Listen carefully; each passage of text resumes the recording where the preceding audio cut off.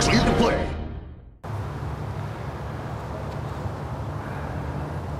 Mini Wargamer Dave here from miniwargaming.com. As you can see, I'm outside of the THQ building in Agoura Hills, California. Matt's holding the camera, he's behind the camera right now. We as a team have come here because they have invited us to cover the new game, Space Marine. This is so exciting, I can't believe it, never been here before. It's very warm, as expected in California. We're gonna go inside, we're gonna do some playing of the game. You're gonna see some customization of the multiplayer aspect. You're going to see the developers, we're going to do interviews, and you're going to see a massive chain sword.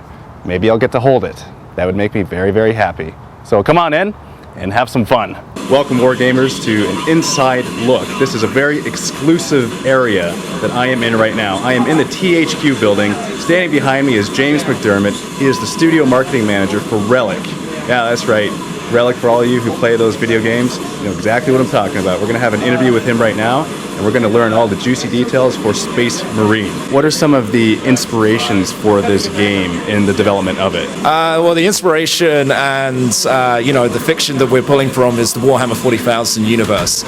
We've really tried to take that universe on and bring it to life in an up-close personal experience like never before. And this game is really all about empowering you to become Captain Titus of the Ultramarines. And you're going to go on a very special mission to a Forge world, a planet-sized factory which has been overrun by orcs, and you've basically been sent there to purge that planet of the orcs and save the Titans. Titans are big, bristling war machines used by the Imperium of Man to control the universe and to keep all those alien hordes away from us. So now here you got some pretty special voice actors to do the voices for this game. Who are some of those actors? Absolutely, yeah. We have a big cast of actors. Majority of them are English. It's very interesting, the world of Warhammer 40,000, and in that grim prediction of our future, I think everyone speaks with an English accent like me, apparently. So we have a vast cast of English actors, very well-known guys who've done TV and film. The main guy, though, our leading actor who plays Captain Titus in the game, is Mark Strong. You probably know Mark Strong from Rock and Roller by Guy Ritchie, also Sherlock Holmes, and he was most recently in the Green Lantern movie. He was Green Lantern, also Robin Hood as well, right? Yeah, absolutely, yeah. He was in Robin Hood as well. And I've had the pleasure of meeting him. Absolutely great guy. And the work that he did for the game, his voice, his voice had to represent the quintessential Space Marine, that dark, booming kind of voice that Mark Strong does. And GW have since told us, they're like, that's the guy. If we're ever casting a Space Marine again, we need someone of the caliber of Mark Strong, because he really just embodied what a Space Marine should be. Now, how many months or years was this game in development? This game's been in development for approximately 2 years, probably just under 2 years that we've been making it.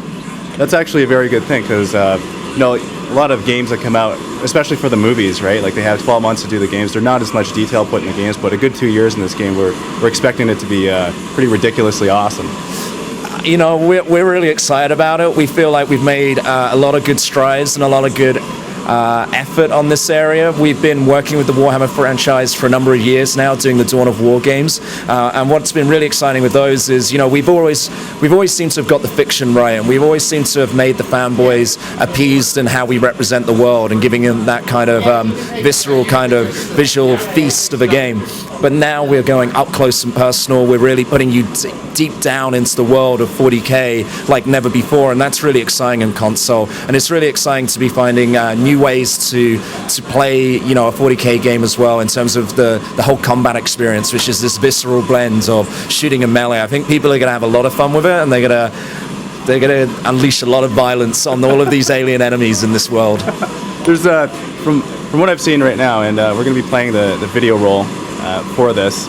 There's a lot of brutal, bloody action carnage happening, just a pure delight for any wargamer, or any gamer really, that just loves to bash skulls and just to delight in glory. Yeah, I think that's the thing. I think a lot of outsiders of Warhammer 40,000 don't really understand it or really know what that world is about. And that world is about war. One simple thing, war carnage, destruction, death, sacrifice, all of those dark, nasty things which we love to play in video games. So it makes for a perfect video game, and now we're really able to bring it to life. We really embody this idea of visible, violent death. That's kind of been our mantra in the office for a very long time, and that idea really stems from the Space Marines. They are known as visible, violent death. It's because they're blue and gold, so they're not like a normal soldier of modern day. They don't go into the battlefield, softly, softly. They walk into the middle of the battlefield to say, I'm here, you better get scared, because I'm going to unleash some shit on you right now. And that's really what we're trying to put into the game and what we're trying to empower you to feel and play. And that's something which resonates with the 40K fans, because that's what the world is about. But that's something also, I believe, is going to resonate with a larger audience who just wants, a very visceral, over-the-top, big action blockbuster game. So from what I understand, a lot of the developers for this game play the tabletop game as well. Do you yourself play the tabletop game? I haven't played in a number of years. I used to when I was younger. I'm starting to now get back in touch with it through working on the tile. But I can tell you there's a heck of a lot of guys in our office. We have a room dedicated which has like a big, huge map, has all of the miniatures and all of the armies around. Lots of guys keep their armies on their desks. So there's definitely a lot of hardcore activists in the office. Some people are either playing the tabletop or some people are more deep into the fiction. I probably am more on the side of, very interested in the fiction and the lore and the world, but there's a lot of guys playing as well in our office. All right, great. Now, are you able to tell me anything about the customizer for the different armor and weapon options? Yeah, absolutely. We have a really robust multiplayer component to the game. You're going to be able to play 8v8. And it has a whole progression system as well. So with that progression system, you basically unlock different classes. You have a tactical class, you have an assault class, and you have basically an a heavy weapons class as well. Tactical class is very maneuverable. He can use all of the different weapons from the single player campaign, but in multiplayer, the assault class has the jump pack, can blast up in the air, come crashing down on guys, and then you also have the heavy weapons class. He has the big uber exotic weapons, really devastating. Now, we have all of that class system, that progression, and the 8v8, but what's really fun and exciting, and the bit which I think, the fanboys are going to have a lot of fun with, is the fact that you can customize these guys, fully customize them. So we have all of these preset armor sets, anything like Blood Angels, Black Templars, we got all those kind of different guys in there. You can also just make your own random Space Marine from 1.8 different combinations, 1.8 billion different combinations, which is really, really robust and exciting. And it means if you want to have your purple and gold Space Marine, you can do that, and you can pimp them out as you see fit. And all of the colors and all of the armor set elements are actually from the IP and from the world of 40K. So you could almost use it as well if you wanted to figure out you want to paint your miniature at home. It's going to have all the exact paint sets in there that you could basically customize and figure them out, and then go and try and paint them in the real world as well as in the game as well. So it's a really robust system, and we're really happy with it. Yeah, it sounds pretty incredible, and I think that's exactly it right there. Like my models at home, my Chaos Space Marines, I'm able to field exactly what I have on the tabletop in this video game, and I think that's incredibly exciting. And I think that's what's really going to draw in a lot of players is the fact that they can see in action their armies fighting. And what exactly are they fighting in this game? So you're fighting two races. As I said, it's a planet-sized factory which has been invaded by orcs, so they're going to be your primary threat.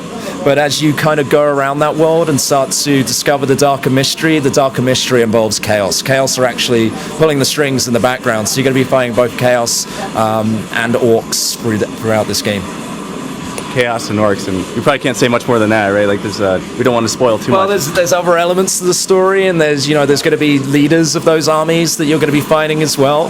But yeah, I don't want to give too much away. There's definitely a lot of twists and turns in the story, a lot of death, sacrifice along the way. So you're going to have an interesting journey in the boots of Captain Titus. All right, awesome. Well, thanks a lot for doing this interview, and happy wargaming.